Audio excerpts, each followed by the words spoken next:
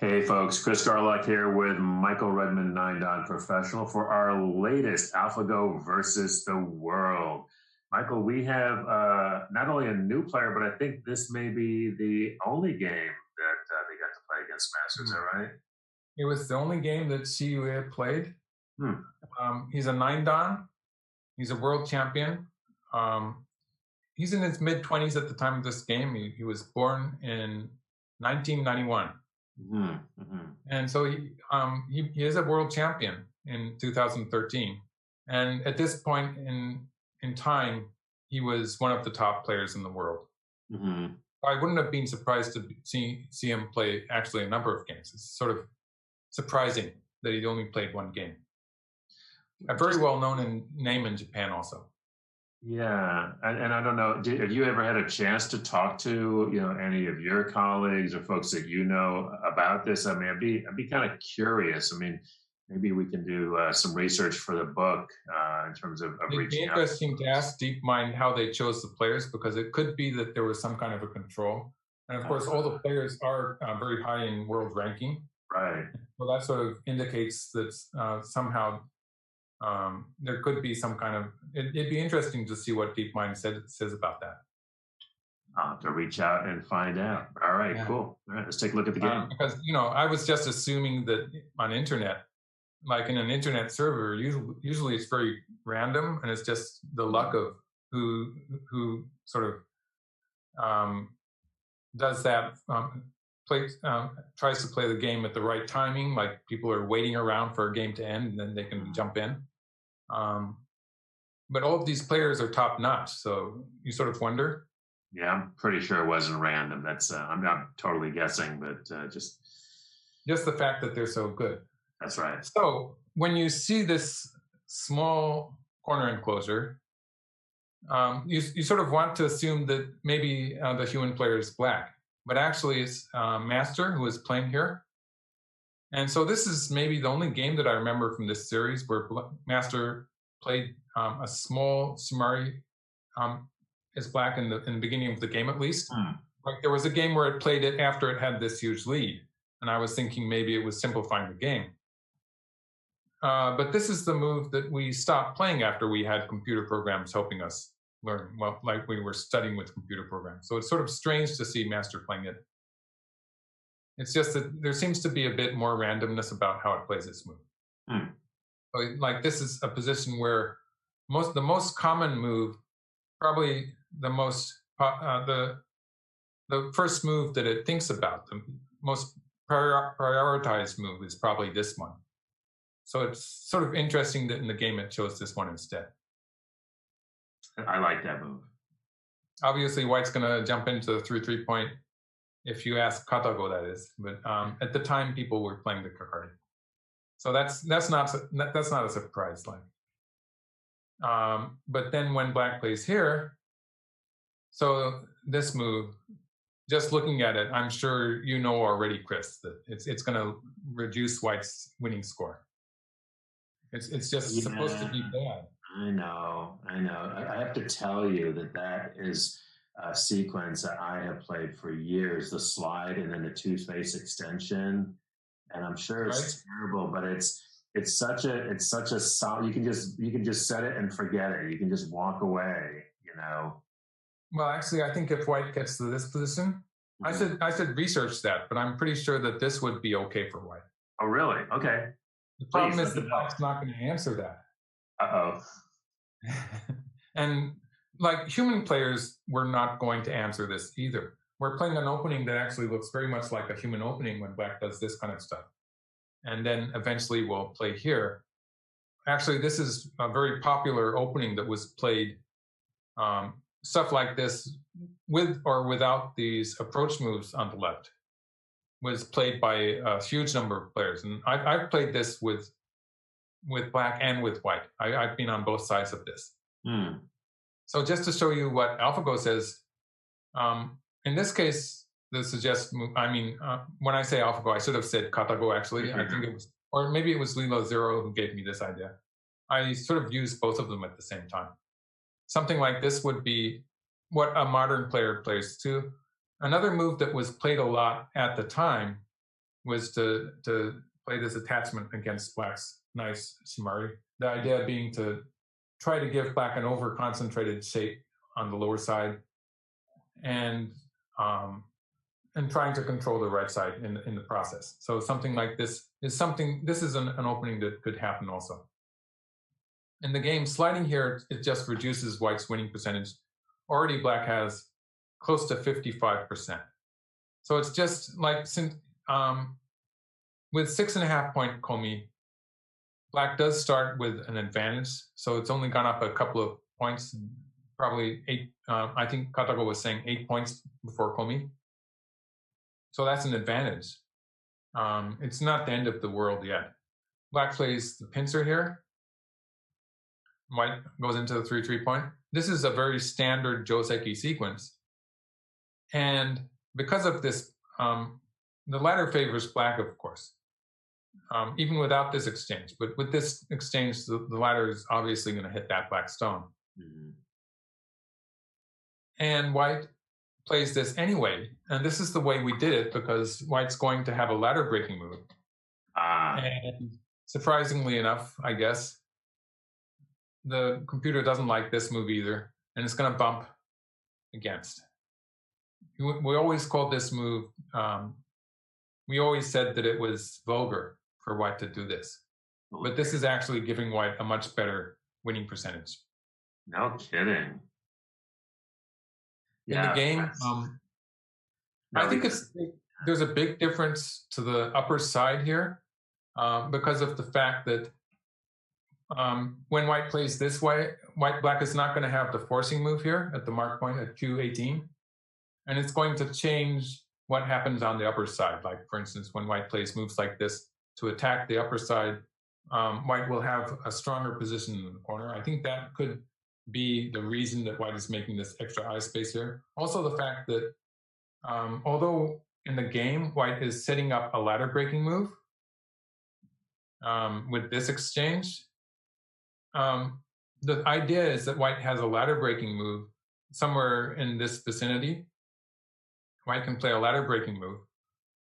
The fact is that black's move that stops the ladder, a move somewhere around here. I'm sure you remember when AlphaGo starts playing itself in that 50-game series. You remember AlphaGo playing moves like this, I'm sure. Mm-hmm. These are moves that excited you. I remember. And they excited me. But I think at the stage of this game, Master is usually playing this shape. This is also a shape that was very popular with human players. This move actually is a very valuable move that gives black a fairly solid position on the right side here. It gets closer and closer to becoming a territory. So this move is arguably at least as valuable as anything white can play on the lower side. It means that white's not getting any extra mileage out of having that option to play a ladder breaking move. So this is already good for black. It's something like 63% already. So the way the percentage moves like that, 63 is pretty noticeably good enough for humans usually. So it's a big difference. And this was bad. I sort of understand this, but you know, this is the diagram that I got out of Leela.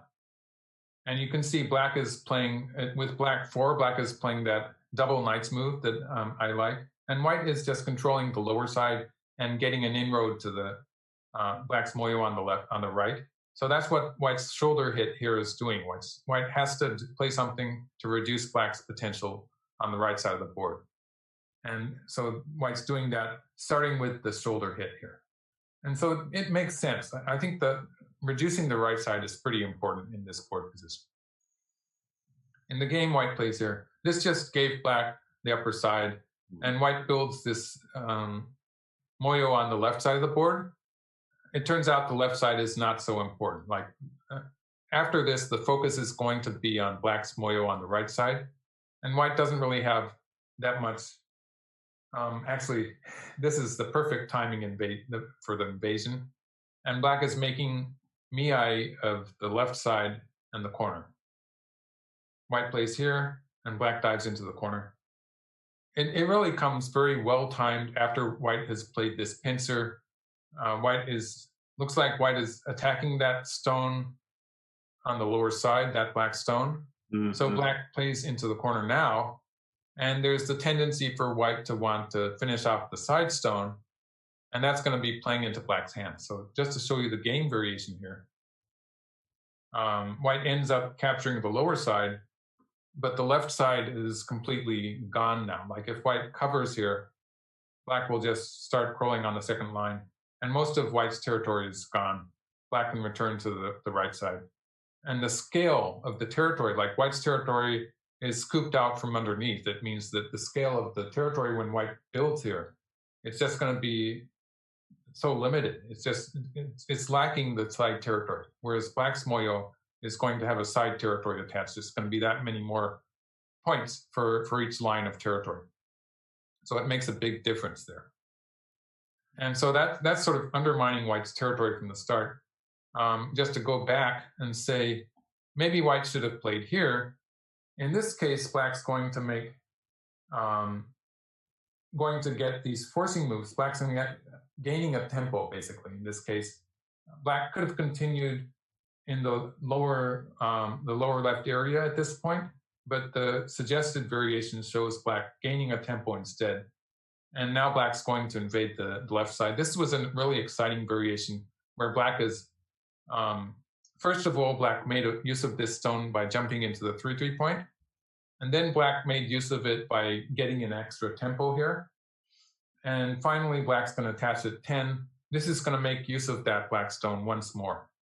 And so using that sacrifice 3 times is a very effective move for black. And this is going to be extremely complicated, but with a potential, with covering here being a big threat here, it looks playable for black. Wow. This was the computer suggested variation. It's a bit tactical. It's a bit sharp for me. If Leela says it's okay, I guess it is. But in any case, you can see that this is already working for black. And in the game variation, it's relatively easy to see that black has just reduced white's potential there. And after this, you can see that AlphaGo is playing relatively simple moves. White tries this but just because covering on top would allow black to slide into the side territory and take away all that territory from white. White plays down here.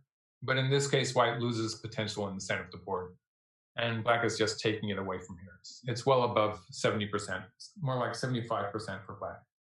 About 15 points before opponent. So it's a big difference at this point. I remember when we did our original, commentaries back in 2017, which is over 3 years ago now. And then just, of course, we've had all the experience going over all the AlphaGo games, AlphaGo versus AlphaGo versus Zero since.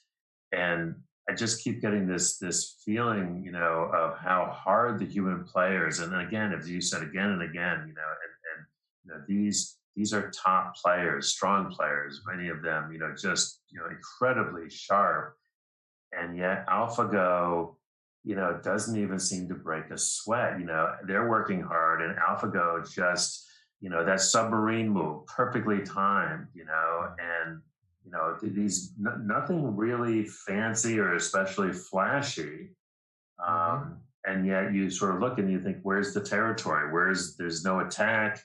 There's no, it's like boxing with ghosts or something. Especially with the master version, I think it's the things that it is doing are more within the realm of what we can understand. Yes. And so its shapes in particular are pretty normal looking. They make sense. And we can see how, for instance, like you were saying, that submarine move on the second line here, we can see how it's working. In fact, that it's so perfectly timed that a human player would be happy to play there and would be understanding how it's working in real time. It's not something that's impossible for us, but it's just the overall control that AlphaGo had we didn't really realize at this time how much stronger than humans computer programs could be. Like now everyone knows, of course, but we didn't realize that it would be this much of a difference. Like 60 games with a perfect record, that indicates a very marked difference in playing strength. And it's something we didn't recognize at the time. No, and we have to remind folks that this was, not even a year after, the original AlphaGo versus Lee Sedol. So, this very, I don't want to say shocking, but surprising. Yeah. With the Lee Sedol's games, I think that there was the idea that if he had known a bit more about AlphaGo, right. Maybe he would have had a better chance. And maybe it was the stress of having to play in the spot of the media and stuff like that. It had a bad effect on his performance and stuff like. People had these ideas, but in this case, there's no such pressure, and we're seeing a stronger AlphaGo, I think. And it's just the control it takes over the game. Like you can play tightly, it's going to take control. You can play adventurously, it's going to squash you. All right. Well, as always, thank you, Michael. Thanks everybody for watching, and we'll see you next game.